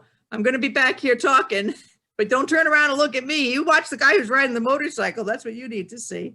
Or if I'm teaching by myself, I'll say, listen, I'm going to talk while I'm writing the demo, but I've already told you everything you need to hear. So don't freak out if you can't hear what I'm saying. I'm just repeating what I already said. Well, I mean, correct me if I'm wrong, but with the new curriculum and the way the cards are written and the way what we hear in writer coach prep and everything else is that our jobs are facilitators and coaches. And once the instructions are read, there's a lot of emphasis put on the student for self-learning and figuring out what's going on their own. And so my job isn't to say A, B, C, D, E. My job is to read the directions, watch them do it and see what they're doing. And then maybe when they stop at the cone, you say, well, how is that going for you? You know, when I see somebody chewing their gum 1,000 miles an hour, it seems to me that there's something that they're struggling with. What is that? Again, I'm a big proponent of shut up and let them ride. That's what do they say? If the wheels aren't turning, they're essentially not learning, something like that. But yeah, I mean, that's pretty much the deal. Let them ride. I've gotten to the point where I don't even say anything. If they're doing the path of travel halfway decently and they're working through the gross motor skills, I'll let them run it a couple of times before I say anything to them, other than maybe giving them a thumbs up on the way by. I don't know, maybe I'm wrong, but it seems like the more, because I tell people I'm not going to be out in the corner of Cerrillos and St. Francis when you're riding a year from now and telling you to speed up or slow down or stop as you come up to a stoplight. This is all stuff you have to be able to decide for yourself, you know. And what's the term, automaticity, where the reactions become, the operation becomes automatic. And so you're free to think about keeping yourself alive. Anyway, off my soapbox. Sorry about that. So here's a question. Why does it seem like, in terms of range management and what's happening on the range, why does it seem like day 2 goes more smoothly than day 1? Well, because it's a completely different set of people. Yeah, look what's happened on day 1. Look what's happened on day 1. The first thing I asked on day 2 is how many people dreamed about riding motorcycles last night? You know, and you ask them that question. And again, it's like, I try to recognize how much a student trusts themselves when they're operating that motorcycle.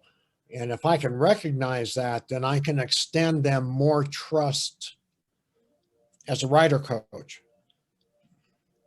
And so that frees me up to say to that rider, yeah, man, you're doing a great job. Keep doing what you're doing. And it gives me time and the ability to spend time with the more remedial student who needs that extra bit of coaching or extra bit of support.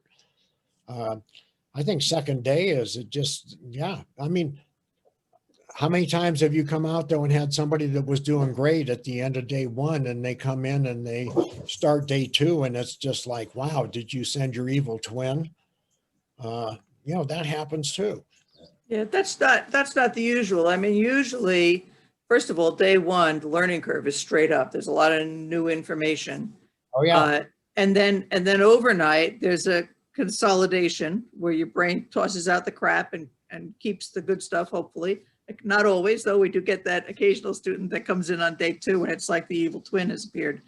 But on day 2, some of the things that were brand new and learning curve straight up on day 1 have started to become more executive function kind of things, letting out the clutch to start out, shifting. You know, they're not thinking about it so much. And that lets them devote their attention to other things like traffic management, for example, and things like that. Sometimes the opposite is true, though. I find occasionally students will get sloppy with their shifting on day 2 because they're not thinking about it so much. And I'll find that they'll get neutral instead of second gear and they'll complain about it. I'm saying, well, you know what? You know, yesterday you were really taking care as you did your shifting and you were getting it every time. And today you're a little more casual with it. Why don't you go back and think about it a little bit more? Because you're not at that point for it to be completely on a non-thought out process. Put your thinking cap back on again, and that usually brings them down and the pieces come together better. Well, yeah, you know when you're making progress when that person misses a shift and they come up and they stop next to you and they go, yeah, I missed a shift and I realized I wasn't thinking enough about it and I need to do this, this, or this. That's kind of the points getting across, as opposed to saying, you know, what happened back there and do you know how to fix it? So yeah. I'm thinking strictly in terms of range management, path of travel, and evaluation points of the exercise, not even what the students are doing in terms of their riding. A lot of the day 2 stuff is in context. And you know, if you think about when they're riding the circuit, I got my exercise numbers wrong, they're riding the circuit on exercise 9, 10, 11. Yeah. And then when they do it with the lane change, when they're doing it with the lane change, they get much better at it because they're thinking about other stuff. They're immersed in the traffic and the experience of it and kind of having a good time. And they're not so much thinking about us watching them and the individual skills. And by putting it in context, the learning becomes a little bit more natural, I think.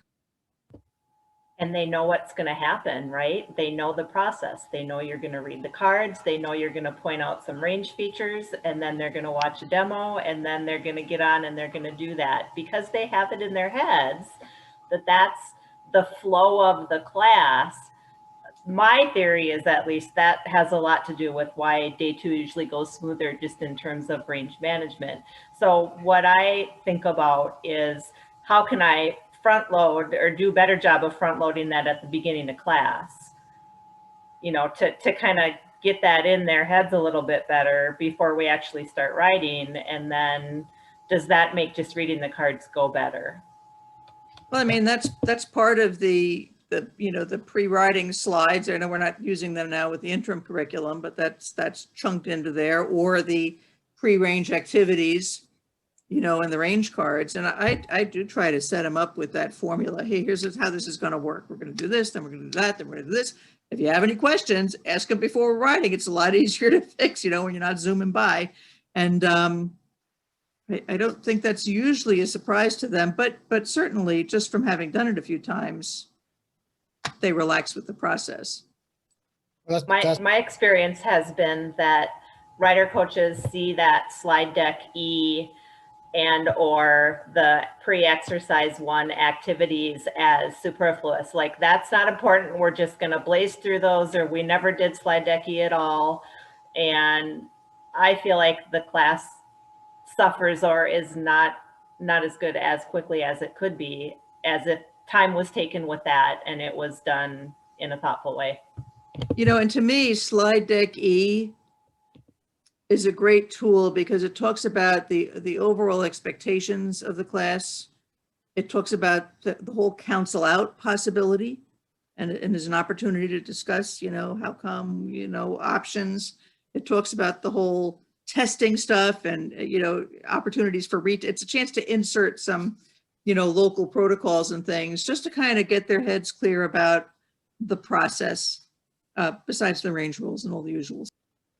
Nice thing about yeah, I completely agree on that. Completely agree that those are so essential, very, very essential from the beginning. Do not skip those. It not only that, it helps you connect with your students right away. And because if you're doing just the 2 days, the e-course part, you're doing just those 2 days. That's the first time you really have an opportunity to connect with your students, right?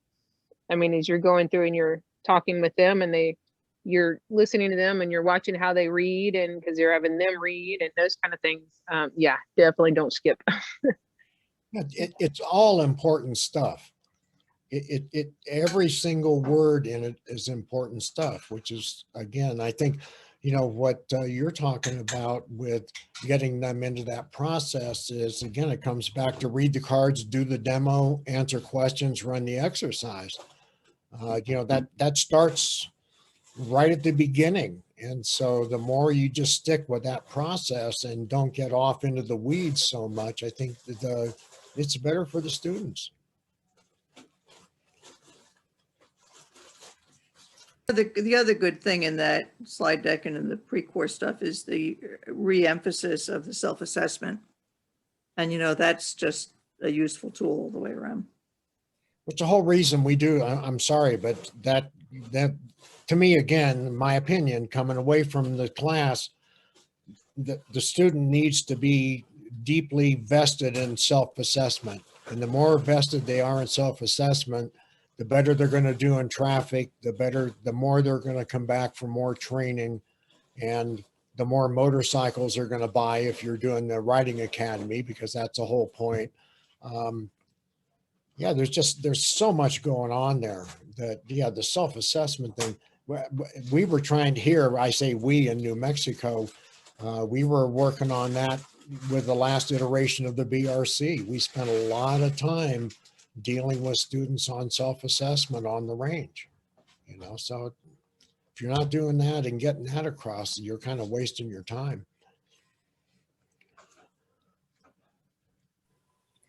I'm going to fully admit that I resemble exactly what Laura doesn't like.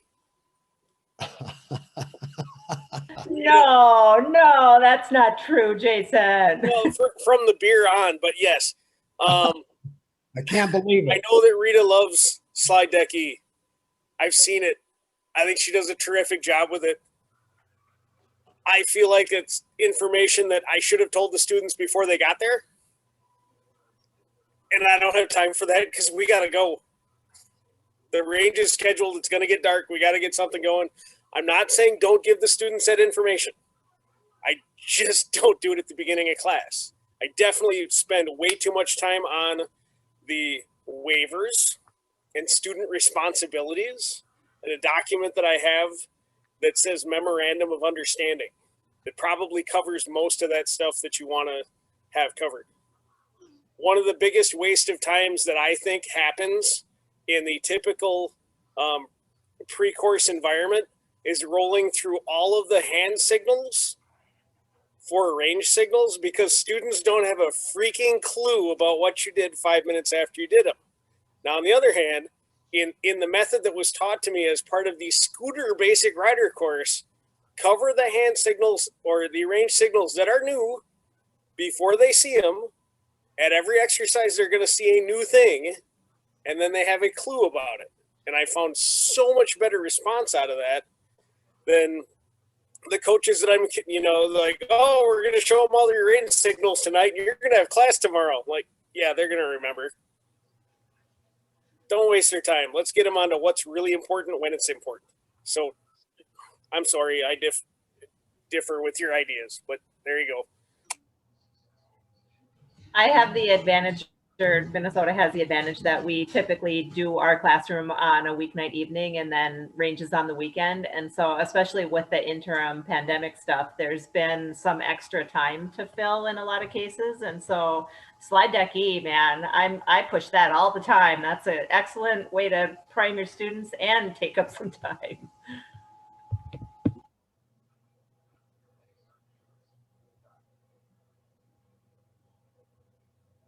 So I ascribe to the Tao of this discussion. I think we have to be flexible to go either way, depending upon the students.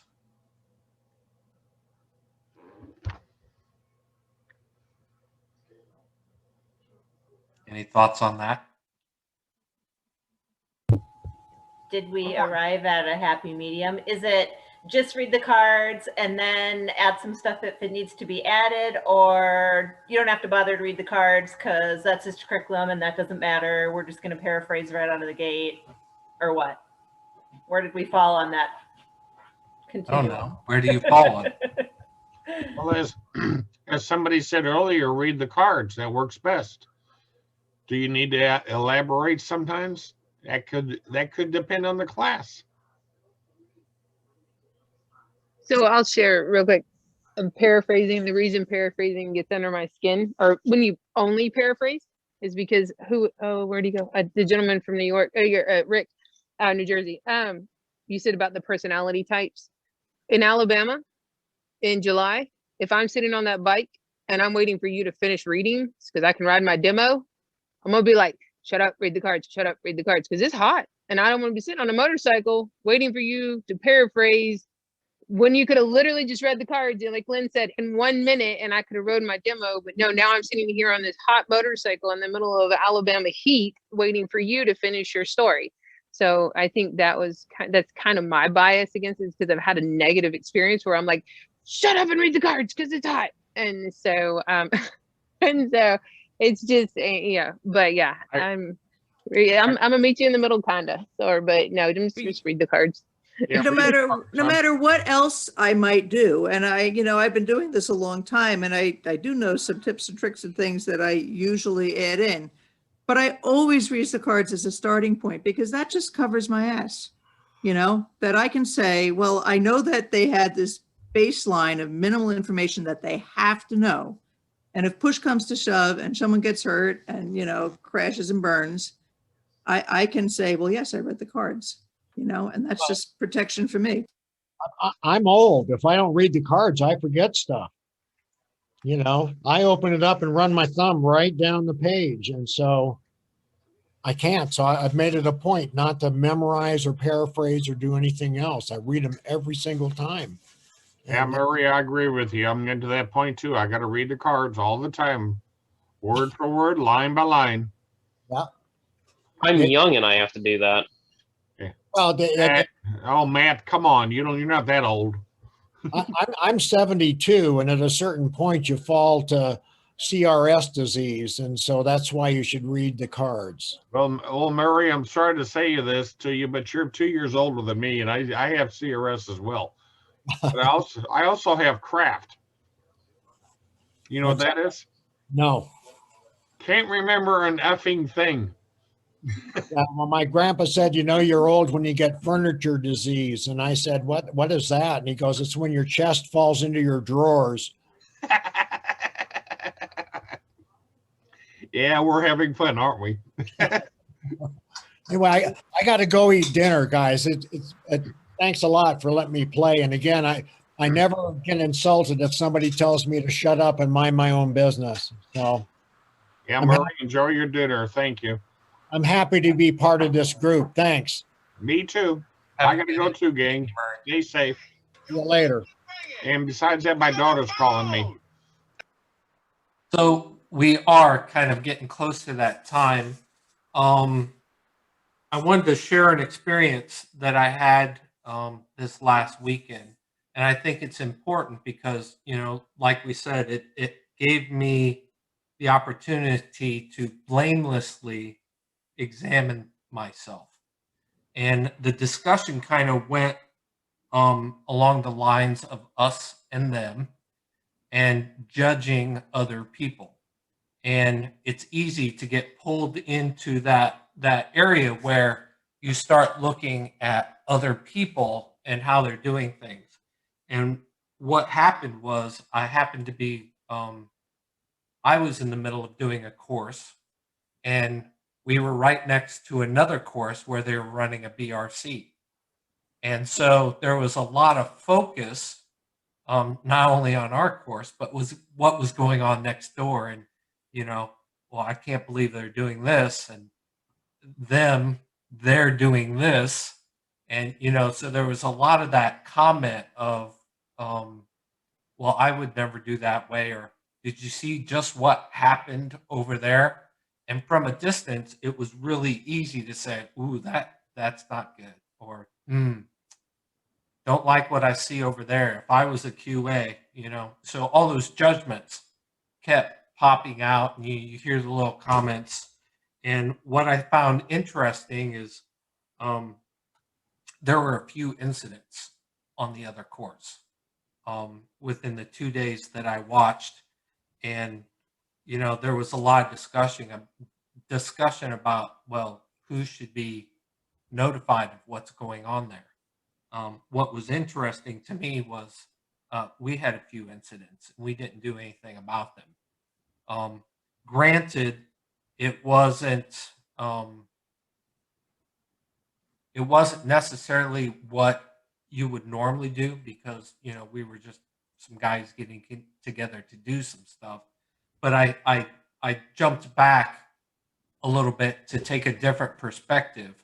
And my thoughts on it was I would have liked to gone over to that other course and just asked them what was going on and how could I help them improve. But it wasn't my place. It wasn't my course. I wasn't involved with that. I was just watching from the outside. So it gets back to that us and them. Sometimes we can do stuff and it's acceptable, and other people can do stuff and it would be something that we would never do. And blamelessly examining myself, it was one of those moments where I kind of had a change of thought of how I was looking at things, and maybe, just maybe, how I would react to other people when they're struggling with all the things that I was struggling with at the time. So I just wanted to share that experience and give you a little information and how I was able to do a little self-reflection and ask that maybe the next time you see somebody struggling or things not going right for somebody on a course, that you can step back a little bit and say, has that ever happened to me? And are they any different? And can I be of help to them? Can you reach out and mentor somebody? Or maybe, just maybe, that is mentoring you if you ask the right questions. So just something to think about in the next few days while we're separated and not able to discuss things. Preview, if you get the opportunity and you haven't seen it yet, I know it went out in the email. I really look forward to the Professional Development in Tribe Talk Sunday between 8 and 9 p.m. Eastern Time. I hope you all show there, and I hope you bring friends, because I'd really like to see a little bit of increase in the amount of people that are showing up. As always, I love you all. Don't take it the wrong way, and I'll see you either Sunday or next week. Take care.